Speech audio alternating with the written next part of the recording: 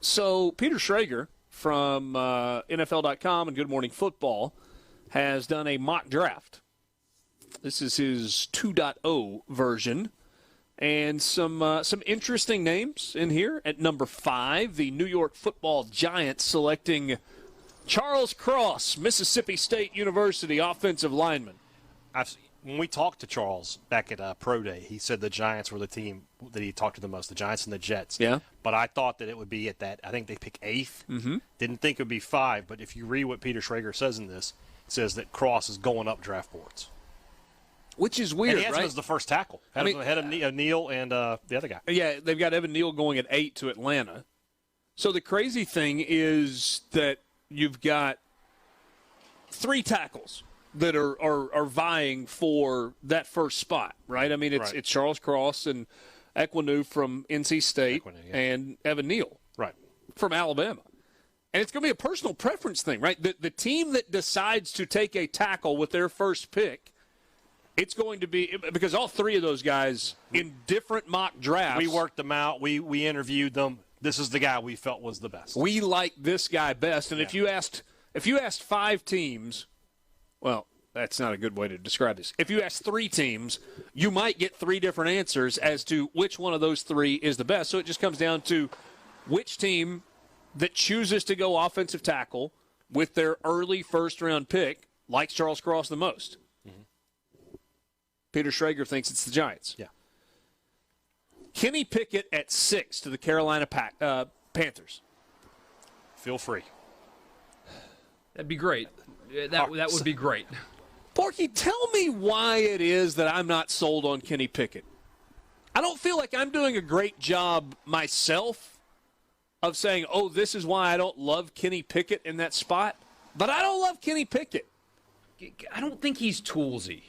You know what I mean? I mean, Josh Allen, for all the skeptics, at least he had physical tools that really – blew you away. I mean, for all the accuracy issues in college, you knew he had a howitzer coming out of it. He could throw the football a mile with velocity, and he was a big guy that could run. I mean, he had physical traits that made sense. With Pickett, does he do anything? Could probably throw it over that mountain over there. Probably. Can Pickett do anything, extraordinary?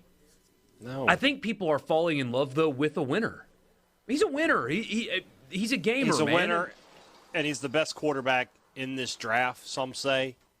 And the Panthers need a quarterback. They just need one. I think my thing is this. Why did Kenny Pickett take such a massive step forward in his 5th year at Pitt? He chose to come back for let me try that again. English language. He chose to come back for a 5th season. Because he wanted to get better. He wanted to improve his draft stock. So, in 2018, as a sophomore, 1,969 yards, 12 touchdowns, 6 picks. Pedestrian. 2019 as a junior, 3,098 yards, 13 touchdowns, 9 picks. Okay, pretty good numbers. 2020, the COVID year, in 9 games, he threw for 2,400 yards, 13 touchdowns, 9 picks. Okay. But listen to how different it was this year. 4,319 yards, completed 67% of his passes with 42 touchdowns and 7 interceptions. Late bloomer. Couldn't a similar thing be said about Corral, though? I mean, it's not totally fair because 3 years ago he was playing under Matt Luke and Rich Rodriguez, which is to his detriment. Who could win with that? Certainly not Matt Corral or Kenny Pickett or any of these guys. Yeah. And 2 years ago, he had 11 turnovers in 2 games. Right. Otherwise, he was very good, but still. And so it took him to his final year of being a starter to cut down the turnovers and play consistent, mistake-free football, which is what he did his senior year. I mean, quarterbacks do throw the occasional interception. Generally speaking, he played consistent, mistake-free football despite being unable to practice because of 2 ankle sprains. Yeah, and I think when I look kind of at his career progression, it's, okay, there was the freshman year where he played in 4 games. So I'm just throwing that one out. Right. So sophomore, junior, senior, he was basically flat. Yeah. Like his numbers were basically the same every year. Right. And then he doesn't take an incremental step. He takes a, mother may I giant step forward. And I don't understand why. Well, and I feel like I'm not giving him credit for what he accomplished on the field, and I should. But I'm just not in love with him at the sixth pick. We don't know enough, did Pitt change offensive coordinators? I don't know they didn't change head coaches, but it feels like something happened. Sort of like what happened with Corral. I mean, his numbers are different when Kiffin shows up. Makes sense, right? Kiffin's a great offensive coach. You combine that with a talented quarterback, should be easy peasy. So I don't know about Pitt, but it is odd that he only really – and I worry about that sometimes with draft picks. Why weren't you good all 4 years? I mean, if I'm handling the interview process, that's one of my questions. What changed from your senior year to the other years because you were never this good before? Yeah. We'll see. Mark Whipple left for Nebraska to become the offensive coordinator after last season. You remember that was part of the reason that Kenny Pickett chose not to play in the Peach Bowl also. Right. His coordinator was leaving. It didn't mean a whole lot, et cetera. So anyway, Evan Neal to Atlanta at 8. Derek Stingley Jr. to Seattle at 9. This is one of those where I feel like I just got to wait and see. Yeah. Because I saw Derek Stingley Jr. as a freshman, and he was, he was good. Really good. Sophomore and junior, not so much. Didn't play a whole lot. Not healthy. Injured. Yeah. Not real interested. But maybe Derek Stingley Jr. just kind of looked around and was like, it's a weird guy. I'm not going to play for him. It's very possible that he's just like, I need to get out. Yeah.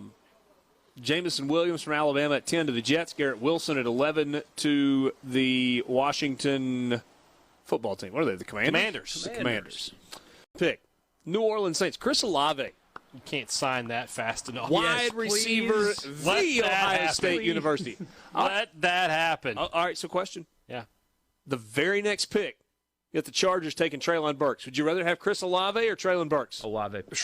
Schrager lays it out here. Burks and Michael Thomas are kind of the same guy. Big, physical receivers. Olave is a speed guy. That's what the Saints need. Over the top. And a gifted route runner. Yes. I mean, slap those two on the same side of the field, and then you've got something now. Why couldn't Drew Brees be like 5 years younger? That group. So Treylon Burks going to the Chargers at 17. He'll be a star, by the way, Treylon Burks. Yeah, you like... No doubt in my mind. How do you like Justin Herbert to Treylon Burks? That's a early Rookie of the Year contender if that happens. Josh Allen has made his ascension into the top of quarterback conversation in the NFL now. Herbert's next. Yeah, I agree with that. I don't even think that's even a little bit of a hot take. Nah, that's the prediction. Well, and look, it's the physical tools are just so there. They're good. They're good. Kind of seems unflappable. It's a good word. I like that word, yeah. Really is a shame they didn't stay in San Diego. I mean, not that anybody around here cares, but the move to L.A. was so stupid for them.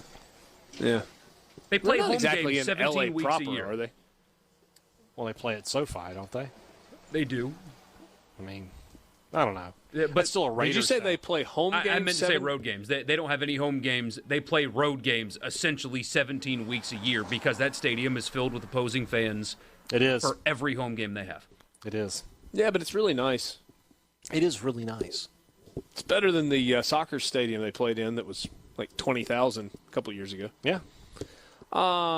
Philadelphia not going quarterback at 18, going Devin Lloyd. Sure. Probably not true, but sure.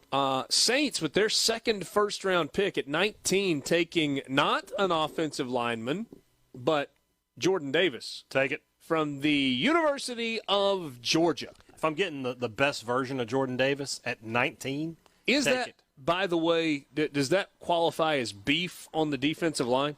Yes. Yes.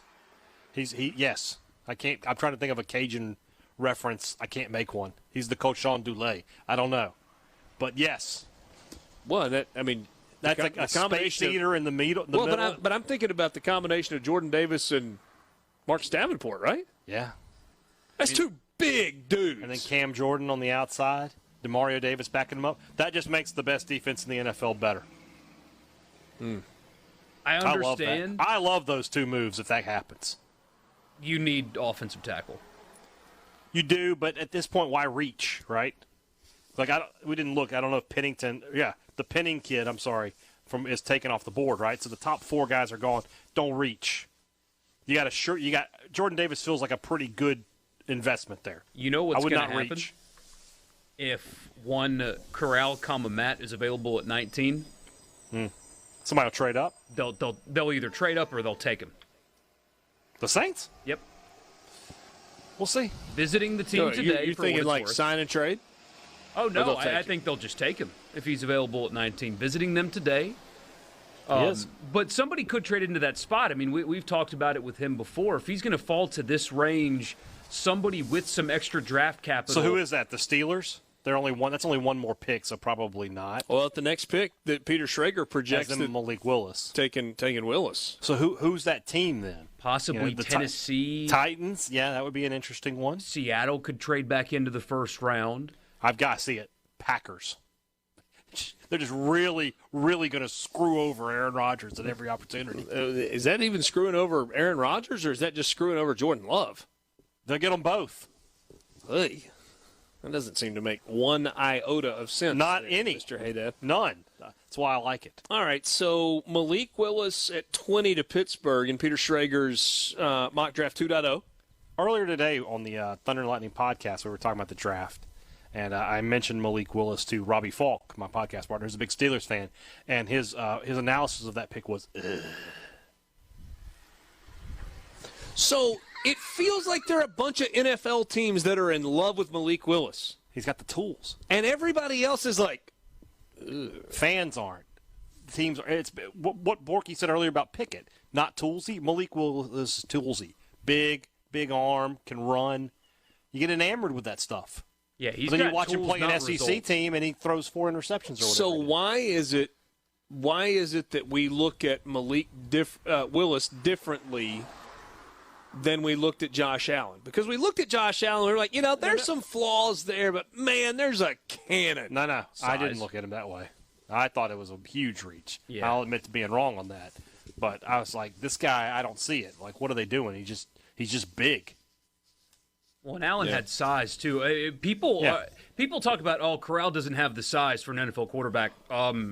Does Malik Willis? Because if you're saying Corral doesn't, then you should also be saying Willis doesn't. Yes, in shorts, like he looked muscular, but height and weight are not there for the prototypical NFL quarterback. He's not a big guy. Was he 6'2"? He was an inch taller and like 7 pounds heavier than Matt Corral. Okay. Well, we'll see where that one goes. 6 foot 225. 6 foot 225 is his official measurement. That is. So Matt Corral is taller than Malik Willis, but lighter than Malik Willis. Yes. Okay. But Corral's size is an issue, and Willis's is fine. Yeah. Dallas going Tyler Linderbaum at 24. Kenyon Green from A&M to Tennessee at 26. And then Matt Corral to the Detroit Lions at 32. Sorry, Matt. And yet Peter Schrager says there's top 10 buzz about Matt Corral.